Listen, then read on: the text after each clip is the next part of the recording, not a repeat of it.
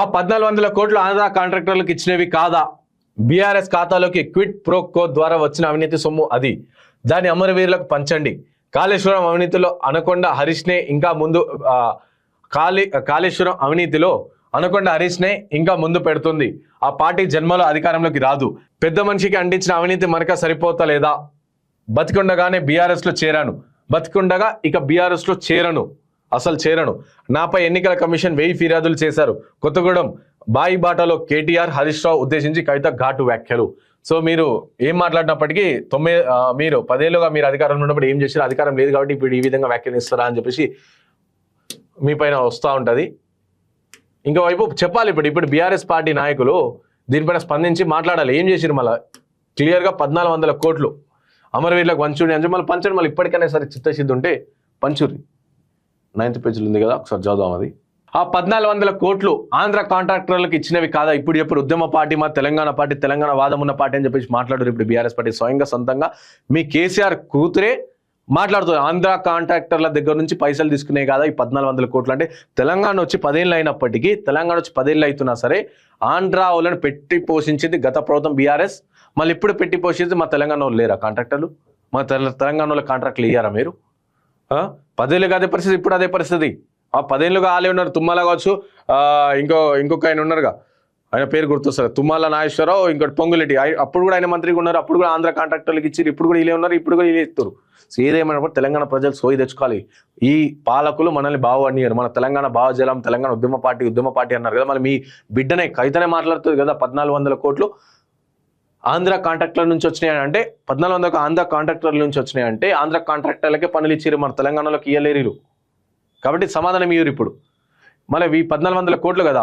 So ఆ year ఒక్కొక్క కుటుంబం, అమరవీరుల కుటుంబాలు తొలి దశ కావచ్చు, మలి దశలో ఉన్న చనిపోయిన అమరవీరులు అందరు కూడా ఒక్కొక్క కోటి రూపాయలు ఇవ్వరు. చాలా ఇంకెక్కువేమొద్దు. 1400 కోట్ల నుంచి ఒక్కొక్క కోటి రూపాయలు ఇవ్వరు, మస్తు అయిపోతాయి అమరవీరులకు.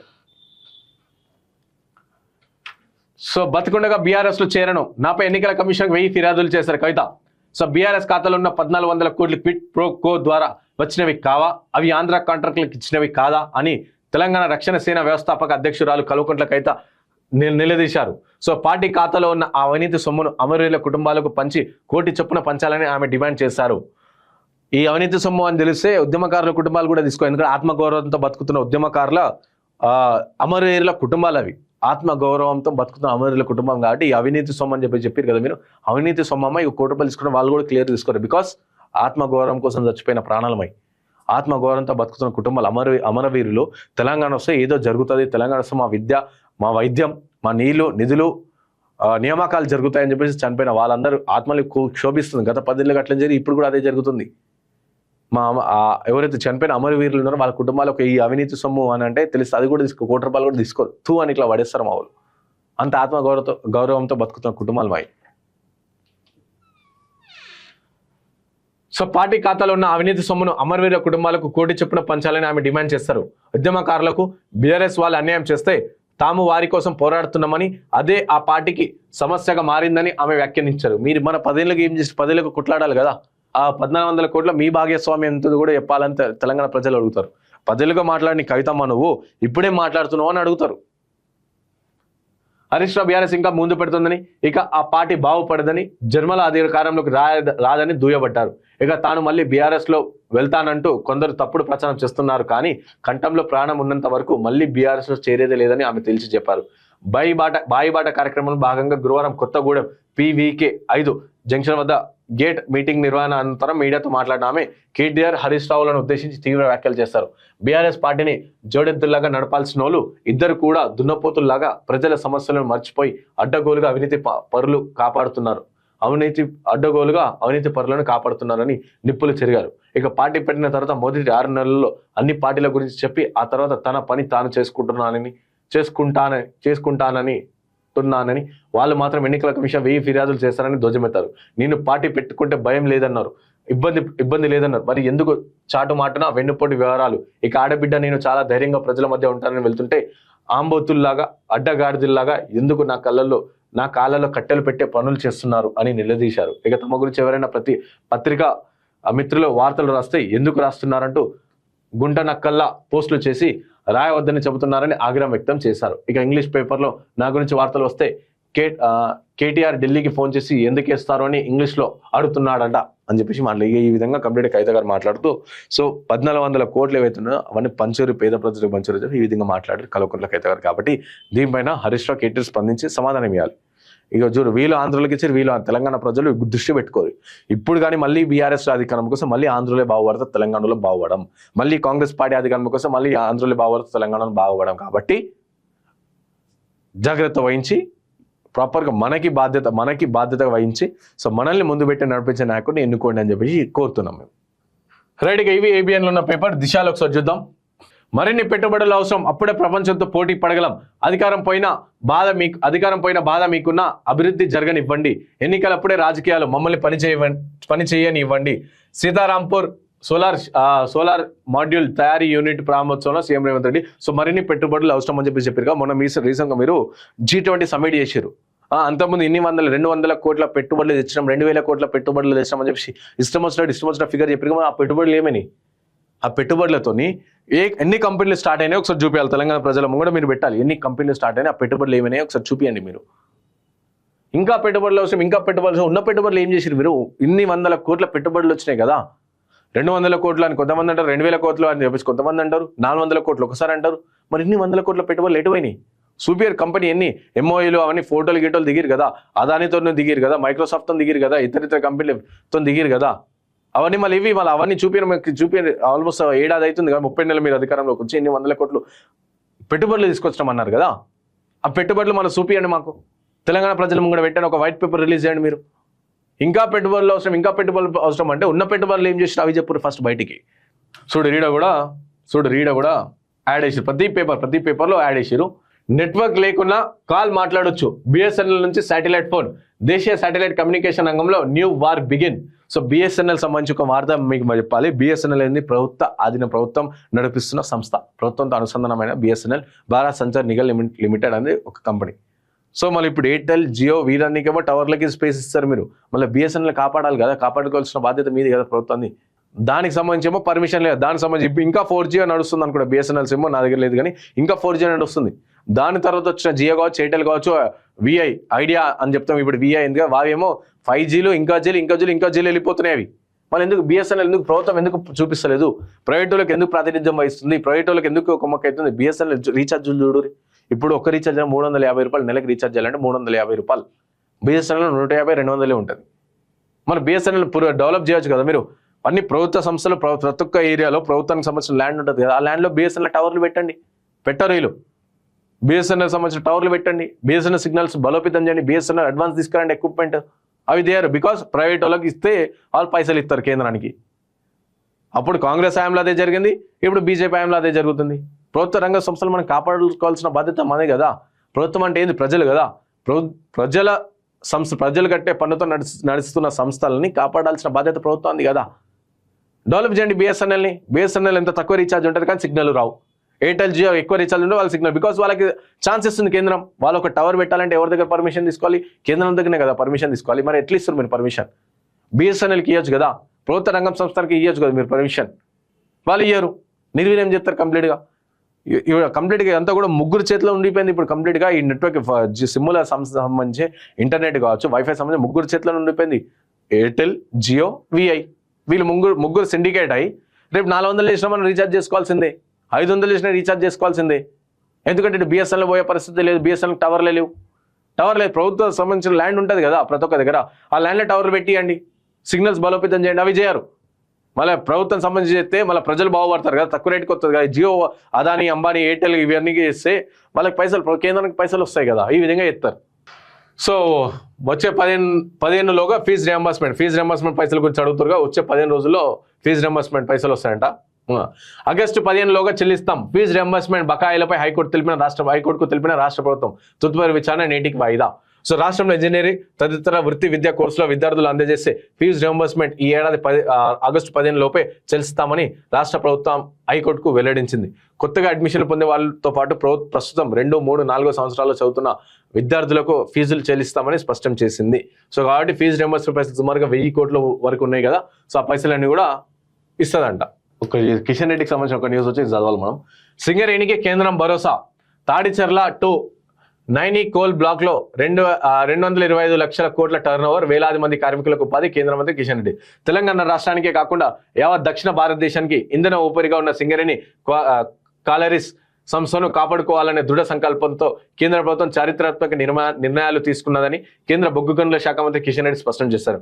హైదరాబాద్లోని హోటల్ తాజ్ డక్కన్ లో బుధవారం ఏర్పాటు చేసిన మీడియా సమావేశంలో ఆయన మాట్లాడుతూ సింగరేణి కార్మికుల సంక్షేమం సంస్థ మనుగడే లక్ష్యంగా ప్రధానమంత్రి మోడీ నేతృత్వంలోని కేంద్ర ప్రభుత్వం పనిచేస్తుందని పేర్కొన్నారు. ఓకే, మళ్ళీ స్కామ్ జరిగిందని చెప్పారు కదా, దానిపైన మాట్లాడరే. ఎటువంటి స్కామ్ జరిగిందని చెప్పారు కదా, సింగరేణిలో స్కామ్ జరిగింది కదా, కేటీఆర్ ఆరోపించారు కదా, ఇంతగానం బొగ్గు అంత స్కామ్ అయిందని, ఇన్ని టన్నుల బొగ్గు స్కామ్ అయింది అన్నారు. మళ్ళీ దానిపైన ఒక ప్రశ్న పెట్టరే, ఒకే దగ్గర మాట్లాడరే.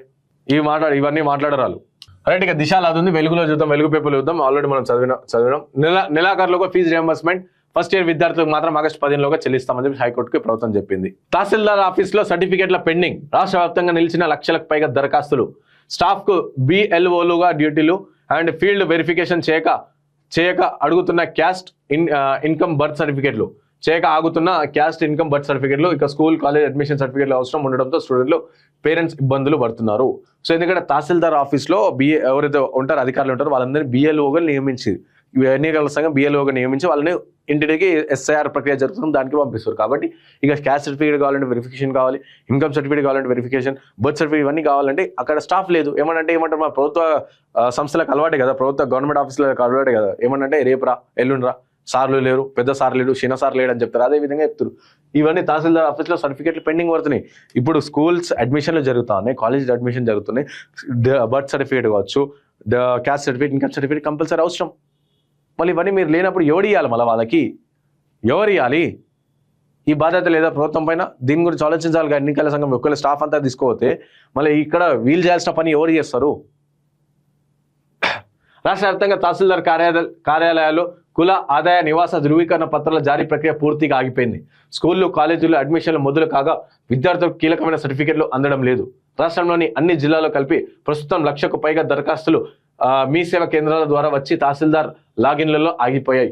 రెవెన్యూ సిబ్బంది ఓటర్ల జాబితా సవరణ, BLO విధులు కేటాయించడంతో పాటు భూభారతి లాంటి రెగ్యులర్ పనుల వల్ల వారు క్షేత్రస్థాయిలో వెళ్లి విచారణ జరిపే పరిస్థితి లేకపోవడంతో దరఖాస్తు కుప్పలుగా పేరుకుపోయాయి. ఫలితంగా అడ్మిషన్లు, స్కాలర్షిప్లు దరఖాస్తు చేసుకునే విద్యార్థులు వారి తరగతిలో తహసీల్దార్ ఆఫీస్ చుట్టూ తిరుగుతున్నారు. చూసిరా ఇంతవరకు ఆగమైతున్న పరిస్థితి. సరే, ఇవన్నీ సరిపోయి ఒకవేళ స్టాఫ్ లేదు అని రిక్రూట్మెంట్ చేయొచ్చు కదా ప్రభుత్వం. రిక్రూట్మెంటా చేయదు. ఉన్నోళ్ళకి సకా ఉన్న పనులు చెప్పురు అంటే అదనపు పనులు చెప్పి వాళ్ళకి ఆ పనులు చేపిస్తారు. ఓడు మళ్ళీ ఇక్కడ పేద ప్రజలే కదా ఇబ్బంది పడుతున్నారు. సో ఫీజ్ స్కాలర్షిప్ అప్లై చేసుకో, ఎవడో అప్లై చేసుకుంటారు? మా పేద ప్రజలు, మేము అప్లై చేసుకుంటాం. మళ్ళీ మాకు మీ ఆఫీస్ తహసీల్దార్ ఆఫీసుల చుట్టూ తిరగాల్సి వస్తుంది. ఆడపోతే ఇవన్నీ కూడా మీ సేవలు అప్లై చేసుకోండి. మీ సేవ నుంచి ఏంది ఇటు తహసీల్దార్ కానీ లాగిన్స్ అయితే వాళ్ళందరూ చూసి అప్రూవ్ చేయాలి. అక్కడ అప్రూవ్ చేయడానికి ఎవరు లేడు, ఉన్నందరూ కూడా ఊర్లలో తిరుగుతూ SIR అని చెప్పేసి వాళ్ళకి పంపించినప్పుడు ఎవరు మళ్ళీ ఇప్పుడు మాకు స్కూల్ అడ్మిషన్ కావాలంటే caste certificate, date of birth certificate, income certificate అడుగుతారు. కాలేజ్లో అడ్మిషన్ కావాలంటే అడుగుతారు. ఫీజు రియంబర్స్మెంట్ అప్లై చేసుకోవాలి, స్కాలర్షిప్లకు అప్లై చేసుకోవాలంటే అనివార్యం కంపల్సరీ అది క్యాస్ట్ ఇంకా ఇన్కమ్ సర్టిఫికేట్. ఎవరు ఇస్తారు? మీరు లేనప్పుడు మరి ఎవరు? మా పరిస్థితి ఎట్లా? ఏమైనా ప్రజల మీద సోయలేదు ఈ ప్రభుత్వాలకి. BLO డ్యూటీలతో busy. రెవెన్యూ సిబ్బంది అదనపు బాధ్యతలు అప్పగించడం వల్ల సర్టిఫికెట్ల జారీ ఆలస్యం జరుగుతుంది. రాష్ట్ర ప్రభుత్వం ఓటర్ల జాబితా ప్రత్యేక సవరణ కార్యక్రమాన్ని చేపట్టడంతో రెవెన్యూ సబార్డినేట్ సిబ్బందిని బూత్ లెవెల్ ఆఫీసర్లుగా నియమించారు. దీంతో వారంతా ఉదయం నుంచి సాయంత్రం వరకు ఆ పనుల్లోనే బిజీ అవుతున్నారు. ఫలితంగా మీ సేవ ద్వారా వచ్చిన దరఖాస్తుపై ఫీల్డ్ వెరిఫికేషన్ చేసేందుకు సమయం దొరకడం లేదు. కుల ఆదాయ ధృవీకరణ పత్రాల జారీ, స్థానిక విచారణ తప్పనిసరి కావడంతో సిబ్బంది తీరిక లేక ఆ ఫైల్ని పక్కన పడిపోయాయి. సో ఇట్లా ఈ విధంగా ఎవడు మళ్ళీ మనమే ఆగమవుతున్నాం. మనకు ప్రతి ఒక్కరికి ఇన్కమ్ సర్టిఫికేట్ కావాలి, క్యాస్ట్ సర్టిఫికేట్ కావాలి, డేట్ ఆఫ్ బర్త్ సర్టిఫికేట్ కావాలి. ఇవన్నీ అప్లై చేసుకుంటే ఈ విధంగా రాని పరిస్థితి ఉంది.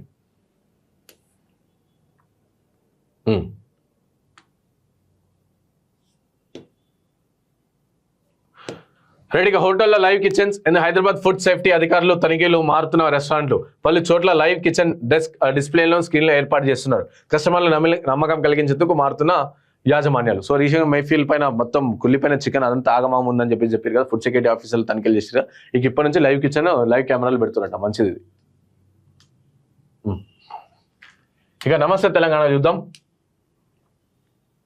సో నీరో పాలన జీరో ఫాయిదా. గురుకులాల్లో ఫుడ్ పాయిజన్, 28 మంది విద్యార్థులకు అస్వస్థత.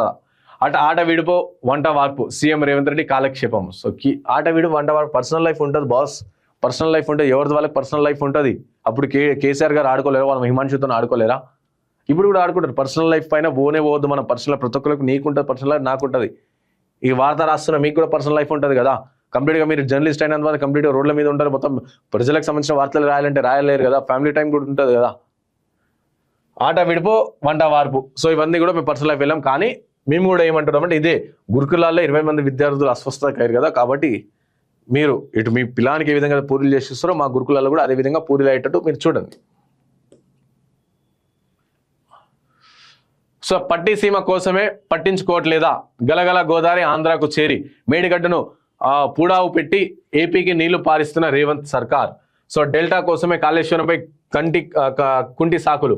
కన్నేపల్లిలో పంపులను ఆన్ చేయాలని ప్రభుత్వం. దిగుమతి తరలిస్తున్న ప్రాణిత జలాలు పైనుంచి వచ్చిన వరదను ఎత్తిపోసేందుకు పట్టిసీమ పంపులను ఆన్ చేసిన ఏపీ సర్కార్. ఇక కృష్ణా డెల్టా గోదావరి జలాల తరలింపు బాబుకు ఊపకరిచేలా ప్రభుత్వం అడుగులు. నీళ్ళ విషయంలో బలపడుతున్న అనుమానాలు. సో ఇవన్నీ కూడా 9 గట్టి కావచ్చు, లేకుంటే సో కన్నేపల్లి ఇవన్నీ కాళేశ్వరం సంబంధించి ఏవైతే అవన్నీ కూడా NDSA national dam safety authority కూడా ఒక రిపోర్ట్ ఇచ్చింది. కంప్లీట్ ఈ కాళేశ్వరం పనికి రాకుండా పోయింది, దీంట్లో ఒక నీళ్ళు ఇస్తే కంప్లీట్గా కొట్టుకోపోతాం ఆగమవుతామని చెప్పారు. సో అవన్నీ చెప్పి ఇవన్నీ ఇట్లా కాబట్టి ప్రజలకు మీరు రాష్ట్ర ప్రభుత్వం కావచ్చు, గత ప్రభుత్వం కావచ్చు, క్లియర్గా వచ్చు. ఒక దగ్గర మాట్లాడే సవాళ్ళు ప్రతి సవాళ్ళు కాకుండా క్లియర్గా ప్రజలకు చెప్పండి. కాళేశ్వరం అవినీతి జరిగింది చెప్పి కాంగ్రెస్ ప్రభుత్వం మళ్ళీ ఏది చర్య అది అరెస్టులు చేయాలి కదా. మీరు అరెస్టులు చేయరు, ఇవన్నీ మీరు చెప్తారు. ఇవన్నీ లేదే జరగలేదు, సరే జరుగుండొచ్చు. సో నీళ్ళతోనే మీరు ఇవన్నీ కూడా ప్రజలని మొత్తం ఆగం చేసే ప్రక్రియనే జరుగుతుంది. సో బండికి రేవంత్ బర్త్డే గిఫ్ట్. శబాష్, మిత్రుడుంటే రేవంత్లా ఉండాలి. లైంగిక దాడి ఆరోపణల కేసులో బండి కుమార్కి బెయిల్ రావడం బాధాకరం. కేసు విచారణలో సర్కార్ తీవ్ర నిర్లక్ష్యం చేస్తుంది. బాధితురాలికి బీఆర్ఎస్ అండగా ఉంటుంది. తెలంగాణ సమాజం బాసట ఉండాలి. ఎక్స్ వేదికగా ఆర్ఎస్పీ సంచలన వ్యాఖ్యలు. ఎందుకంటే బండి సంజయ్ కొడుకుకి బెయిల్ వచ్చింది కదా.